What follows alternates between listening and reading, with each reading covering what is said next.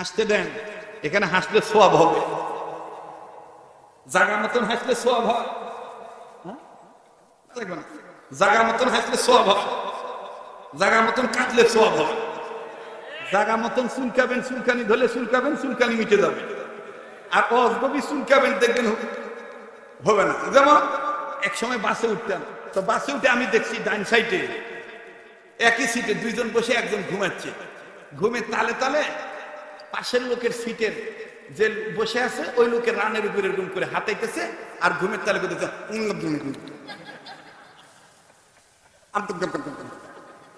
তো এই যে ব্যক্তি ঘুমানো, উনি আবার ভালো ভদ্র পরিবেশ দেখে সুন্দর করে হাতটা বলতে, সারা রাত কি করেন, চুরি করেন না? বাসতে যেভাবে ঘুমাচ্ছেন, আবার আমার রান ধরে খাইছেন, চুলকাচ্ছেন। ওই লোক অঙ্কয়া আবার একটু স্থির থাকে, আবার কিছুক্ষণ পর আবার করে ফুট করে আবার হাতটা দিয়ে রানের উপর। ওই লোকে এবার রাগ ফাইজলামি করা জায়গা বান না, ঘুমাবেন আমার রান হাতান কেন, আমার রান চুলকান কেন? ওই লোকটার বাড়ি ছিল বরিশাল। ওই লোকটা হট করে বরিশাল্লা বাসায় বইলে ফেলেছে, আহা এ আমি মুই খাইতেছি, এর ভান্নি তুমি জুত পাইতেছি। তার মানে উনি বললো যে আহা ঘুমের তালে আপনার রান আমি চুলকাইছি, এজন্যই তো আমি মজা পাইতেছি। এই জন্য যার চুলকানি সে চুলকালি মজা পাওয়া যায়, আর একজন চুলকালি আর মজা পাওয়া যায় না। জায়গা মতন হাসলেও সব, জায়গা মতন কাঁদলেও সব। কথা বলেন ঠিক কিনা? এইবার গেছে ভাই, আর ঠিক করার সময় না রে ভাই, ফোন তো কালকে ফজরের পরে ঠিক করেন। মাই কই লোক উঠে যাচ্ছে, কে লোক উঠে যাচ্ছে? লোক উঠে যাচ্ছে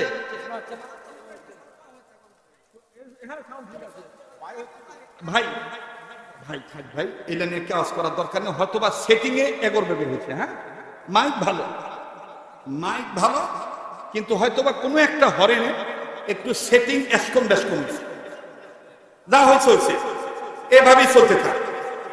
কথা বলেন আল্লাহ, একটা ডাক দেন আল্লাহ, বলেন আল্লাহ।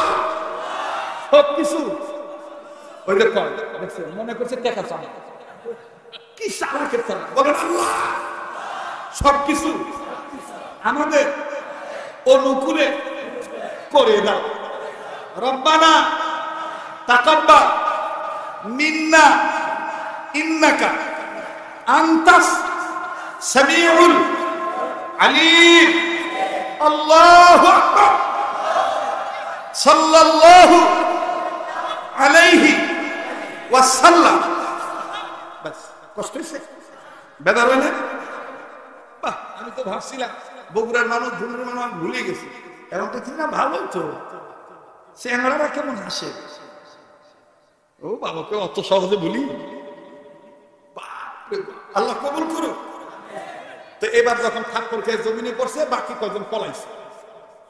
আবু বকর রাদিয়াল্লাহু তাআলা বলতেছে, কি আর গালি দিবা? ওই লোকটা থাপ্পড়ের জায়গায়, আঘাতের জায়গায় হাত দিয়ে বলতেছে, আপনি বুড়ো মানুষ, এত শক্তি কোথায় পেলেন? তবে যাই হোক, আমাকে মাফ করে দেন, আমি আর আপনার আল্লাহকে গালি দিব না, আমি আর আপনার নবীকে গালি দেব না, আমাকে মাফ করে দেন। হযরত আবু বকর বললেন, ইসলাম ধর্মের পরম চরম শিক্ষার বাস্তবতা হলো ক্ষমা, সুন্দর দৃষ্টিকে দেখা। আল্লাহু আকবার। হযরত আবু বকর বললেন, তুমি মাফ চেয়েছো, যাও আমি তোমাকে মাফ করে দিলাম। এর থেকে একটা শিক্ষা নেবেন, যেভাবেই হোক যারা মাফ চায়, মাফ করার সাধ্য তাদের আছে, মাফ করে না, এটা পারিবারিক ক্ষেত্র হোক আর সামাজিক ক্ষেত্র হোক, বুঝে নেবেন এই ধরনের কাজ যারা মাফ করতে চায় না তাদের ক্ষমতা আছে মাফ করে দিলে, কিন্তু হবে না, সাময়িক একটা বিষয়। যারা মাফ করতে চায় না, বুঝে নেবেন এরা মানবতা বিরোধী, এদের কাছে কোন ধরনের মানবতা নাই। কথা বলেন ঠিক কিনা? আবার কিসের সামাজিকতা, মানবতাই কার কাছে? কি পশুত্ব জীবন আমাদের চলে আসে, মারতে মারতে মারিয়ে ফেলে দেয়। সামান্য 200-100 টাকা চুরি করছে, হয়তো অভাব, পাও ধরে বলতেছে কাকা আমি আর জীবনে কাজ করবো না, মাফ করে দেন, তাও মাফ করো। এটার মধ্যে মানবতা নাই। কয়দিন আগে ঘটে গেল চট্টগ্রাম বিভাগে একটা ঘটনা, বন্ধু হইয়া বন্ধুকে জবর করছে তো করছে, আবার গোস্ত রান্না করে খাইছে। বলেন ওই ছেলেটা কি হত্যার সময় মাপ কি চা নাই?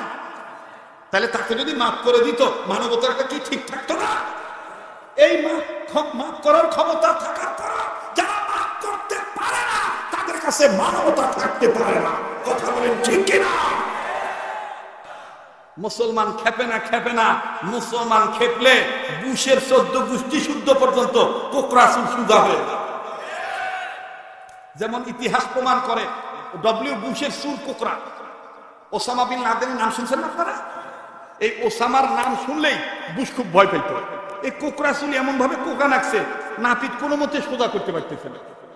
নাপিতের দোকানে গেলে দেখবেন চুল কাটার আগে পানি টানি দিয়ে মোটামুটি চুলটা সাইজ করে নেয় না? তো বুশের চুল সাইজ করতেছে কিন্তু খাড়া হয়, কারণ খাড়া না হলে তো কেসির ধরে না। এখন নাপিত সিদ্ধান্ত নিল, বুঝছি এর জমের নামে কানের কাছে কল লাগবে, তবে গা চুল সোজা হইতে পারে। এবার নাপিত বুশের কানের কাছে বলতেছে ওসামা, ওই যে বলতেছে চলেন যাই, ভাই উনি বলতেছে চলেন যাই, যান ভাগেন। বসে তো খালি বাদাম খাইছে আর বসে বসে চিন্তা করছে আমার তরিকার কি। এই তরিকা মরে দেয় তরিকা ছুটাবে তো। সারা জীবন ধান কেটে খাইছো আর অজগবি যায় পাখি মাথা দিছো আর পাঁচকুলি করছো, মনে করছো তোর তরিকা সহি, আর মোর এই তরিকাতে থাকবে উনি আমার দলে লোক আমরাকে উঠাইয়া সদা করে দিল। অজগবি মুজাহিদ অর্থ আমি দেখছি এতক্ষণ খালি বাদাম সবাই, এখন আবার বলতেছে চল যাই।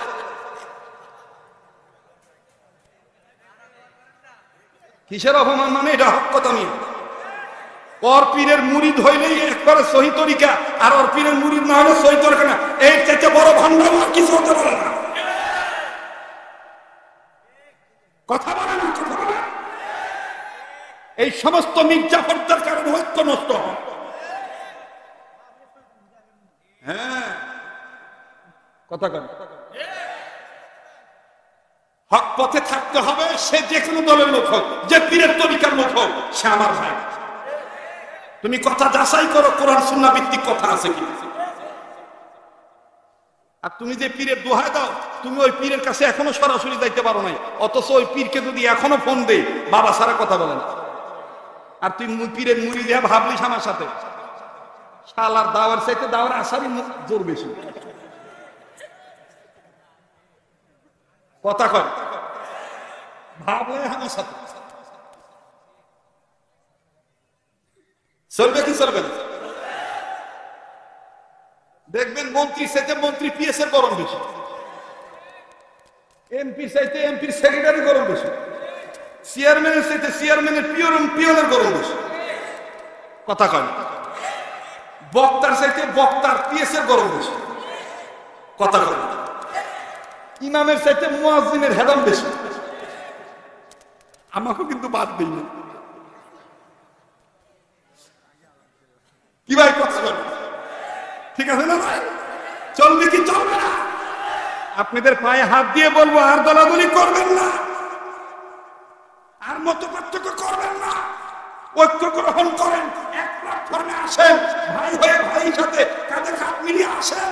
যেহেতু মসজিদের মধ্যে কে আওয়ামী লীগ, কে বিএনপি, কে জামাত ইসলাম, কে সুন্নি, কে ওয়াহাবি, এইটা যেহেতু পার্থক্য নেই, মসজিদের ভিতরে যেহেতু একই কাতারে একই প্ল্যাটফর্মে নামাজ আদায় করেন, মসজিদের ওই পরিবেশটাও মসজিদের বাইরে কায়েম করেন।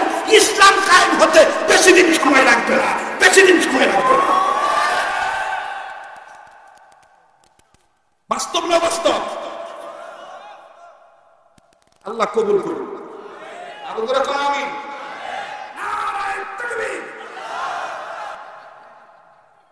আমাদের সমাজও দেখবেন কিছু কিছু সময় হঠাৎ করে গোল টেবিলের বৈঠক হয়। গোল টেবিলের বৈঠক হওয়ার পরে যেগুলোকে জীবনেও নাম শুনি নাই, ওরাও দেখবেন হঠাৎ করে গলা মোটা করে বলে, এই দেশে যেভাবে মৌলবীরা যেভাবে করছে তাতে মনে হচ্ছে স্বাধীন রাষ্ট্রে স্বাধীনতা গ্রহণ হতে চলছে।